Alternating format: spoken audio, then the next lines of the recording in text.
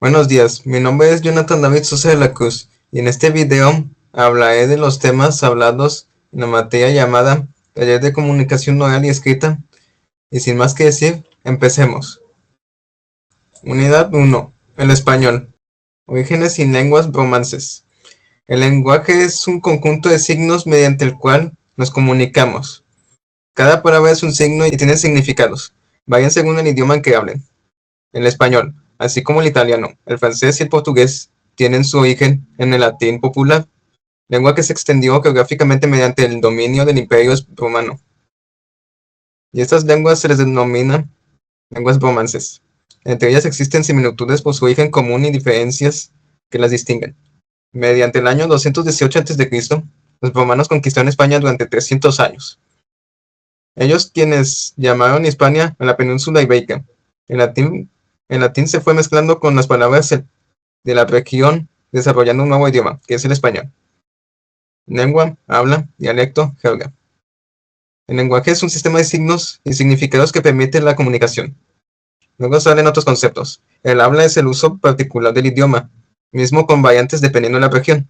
El dialecto es una modalidad de una lengua usada por un grupo menor. La jerga es el lenguaje especial y familiar que se utiliza entre sí, cada persona de cualquier grupo existente. Sus formas de hablar son diferentes y se mantienen en costumbre, lo que puede ser diferente para las personas que no cuentan con el lenguaje. Mexicanismos. El lenguaje surge de los pueblos, se desarrolla y evoluciona al igual que la cultura, lo que llega a ser inmenso en el modo de ser y de interactuar de los individuos que se comunican. Es originario de México. Nuestro etimológico. Son el origen de las palabras. Su concepto y la forma es importante indicarlas, ya que permite verificar y ampliar el vocabulario, lo que a su vez facilita entender la cabalidad, lo que se lee y optimizar la comunicación. El muestreo incluye prefijo, raíz y sufijo, en el que el prefijo es el que da inicio a las palabras. Luego la raíz, que es el origen de la palabra, la que lleva carga del significado. En algunos casos, las raíces provienen de las palabras en latín, y el sufijo es lo que se encuentra al final de la palabra. Unidad 2. Proceso de la comunicación. La comunicación oral y escrita. La comunicación es la habilidad que tienen los seres humanos para interactuar mediante mensajes. Se usa como recurso del lenguaje y el conjunto de signos. Se puede dar de manera oral o escrita, y se obedecen ciertas reglas o normas. Entre la relación y comunicación son dos significados diferentes. La información consiste en registrar y organizar datos, mientras que la comunicación implica la interacción con dos o más personas. En la comunicación oral y escrita describen dos tipos de personas, el emisor y el receptor. En el caso de la comunicación oral, el emisor hace el diálogo en persona con el receptor, y en la comunicación escrita, el emisor escribe alguna información hacia el receptor para lo que lea. Importancia del vocabulario. Es sumamente importante tomarlo en cuenta, ya que quienes hablan español desconocen el significado de un número de palabras, un fenómeno que entorpece su capacidad de comunicación.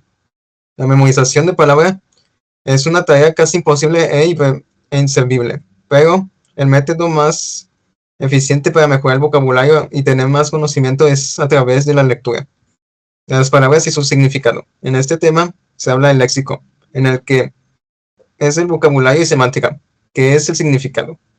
Tienen sus tres tipos de palabras, que es el literal, figurado y contextual, que en ellos tienen diferentes términos de verbos variando de sus tiempos.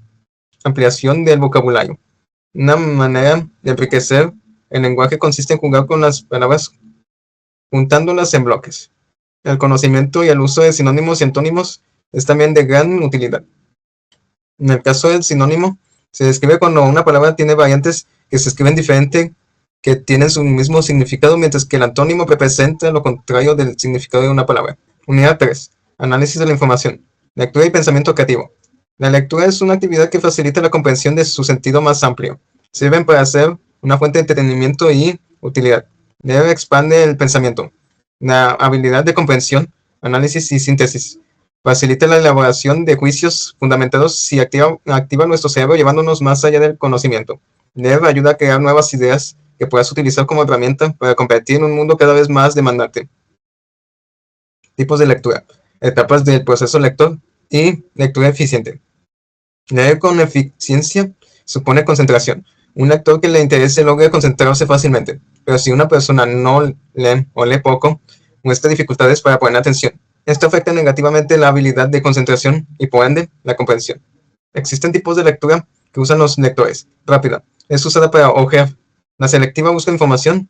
La comprensiva es lectura en silencio y en el estudio es simplemente concentrarse. También existen etapas del proceso lector que son 3 conceptos. La prelectura es la preparación antes de la lectura. En la lectura es cuando es el tiempo de leer y procesar la comprensión. Y en la postlectura es después de la lectura haciendo un resumen y síntesis para tomar en cuenta las ideas principales. La lectura y el estudio. Para los estudiantes, la utilidad más rápida de leer con eficacia y comprender la información contenida en los textos es el hecho de que al hacerlo habrá adquirido la capacidad para estudiar dejando al lado la escasez de memorización. Unidad 4. Reglas de acentuación. En la escritura existen reglas para acentuar las palabras. Existen 4 aspectos para tomar en cuenta la acentuación, que es la aguda, grave, esdrújula y sobreesdrújula. Luego también existen tipos de acento, en el que son 3, diacrítico, ortográfico y prosódico. Su propósito es diferenciar el uso de las palabras con los acentos para no confundir a los lectores. Problemas ortográficos más comunes. Los errores más comunes son debidos a que la gente no aplica la rutina de escribir en buena ortografía, junto a las reglas de acentuación, y tienen desconocimiento del uso del acento diacrítico, así como el manejo erróneo de otras palabras y hasta la gramática. Palabras homónimas, homófonas y parónimas. La semántica es la ciencia que estudia el significado de las palabras. En el lenguaje español suele haber palabras que pueden confundirse por su ortografía, significado o su semejanza. Las palabras homófonas son aquellas cuya ortografía y significado son indiferentes, pero su pronunciación es lo mismo. Las palabras homónimas son las cuyo significado es distinto, pero su pronunciación y su escritura es idéntica. Las palabras parónimas son aquellas cuyo significado y ortografía es diferente, pero su pronunciación es similar. Los signos de puntuación y el uso de mayúsculas. Sus signos ayudan a expresar mejor las ideas, pero si no se usan adecuadamente, el sentido de una frase puede ocasionarse a malos entendidos. El uso permite agregar pausas apropiadas. Unidad 5. Acercamiento a la redacción. Nociones gramaticales. La oración, su estructura y sus partes. Voz activa y voz pasiva. Verboides. Redactar es escribir y se aprende leyendo y escribiendo. Supone hacer a un lado el miedo y se puede escribir de todo y leer lo que otros escriben, una y otra vez. La oración es el punto de partida, clave de la buena redacción. Vicios y errores más comunes de la redacción. Se les llama vicios las formas erróneas de la creación y el mal uso del vocabulario. Los más seguidos son los barbarismos, anfibologías, solecismos y además de la escasez del vocabulario. Preposiciones. Uno de los problemas más comunes de la redacción es el uso de las preposiciones. De aquí los vicios del lenguaje. Solecismos y anfibologías hagan énfasis en ello. Las preposiciones son palabras pequeñas que dan mayor claridad al texto y facilitan su comprensión. Se requiere prestar atención y comprender mejor el significado de cada preposición para evitar confusiones al uso de preposiciones. El vocabulario. Su escasez es la repetición de las mismas palabras. Esto hace monótono y aburrido al texto. Es imprescindible la utilización de sinónimos. Al igual que las preposiciones, se requiere estudiar los usos del vocabulario para evitar confusiones. Y para finalizar, en la retroalimentación, lo único que mencionaré es que en lo que más se puede hacer es buscar más estrategias para principiantes en la lectura. Para quienes no han empezado, puedan dar un comienzo sencillo. Y hasta aquí termina el video. Hasta luego.